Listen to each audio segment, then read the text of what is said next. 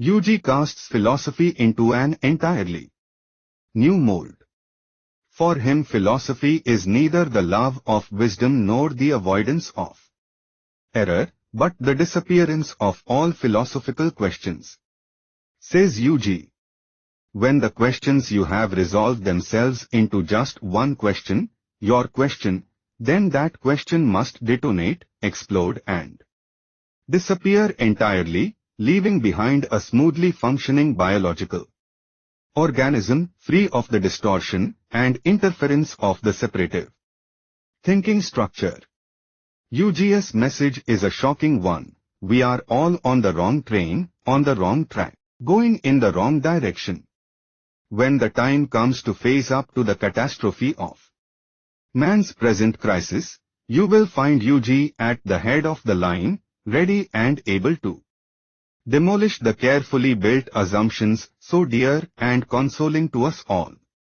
A UG sampler, making love is war, cause and effect is the shibboleth of confused minds, yoga and health foods destroy the body and not the soul is immortal, there is no communism in Russia, no freedom in America, and no spirituality in India. Service to mankind is utter selfishness. Jesus was another misguided Jew, and the Buddha was a crackpot. Mutual terror, not love, will save mankind. Attending church and going to the bar for a drink are identical. There is nothing inside you but fear. Communication is impossible between human beings. God, love, happiness, the unconscious, death, reincarnation, and the soul are non-existent figments of our rich imagination. Freud is the fraud of the 20th century, while J. Krishnamurti is its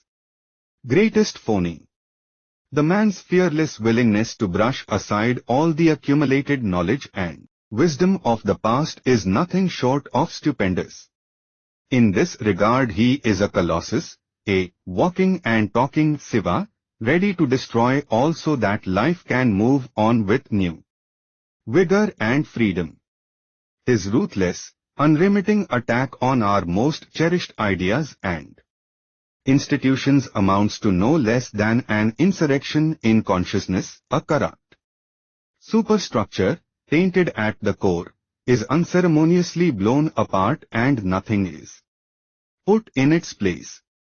Taking great delight in the act of sheer annihilation, UG offers his listeners nothing but rather takes away all they have so laboriously and unwittingly accumulated. If the old must be destroyed before the new can be, then UG is, indeed, the harbinger of a new beginning for man. Society, which, as Aldous Huxley pointed out, is organized lovelessness, can make no place for a free man like UG Krishnamurti. He does not fit into any known social structure, spiritual or secular. Society, which uses its members as a means to ensure its own continuity, cannot help but be threatened by a man like UG, a devout disestablishmentarian who has nothing to protect, no following to satisfy, no interest in respectability, and who habitually speaks the most disillusioning truths no matter what the consequences. UG is a finished man.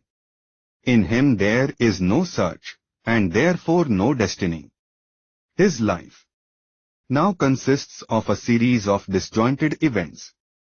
There is no center to his life, no one conducting his life, no inner shadow, no ghost in the machine.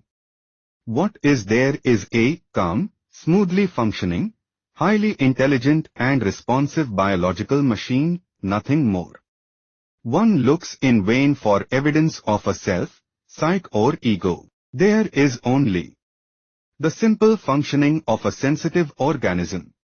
It is little wonder that such a finished man would discard the banal, tarnished commonalities of science, religion, politics, and philosophy and instead bear directly into the heart of matters, presenting his case simply, fearlessly, forcefully, and without corroboration to any who wish to listen.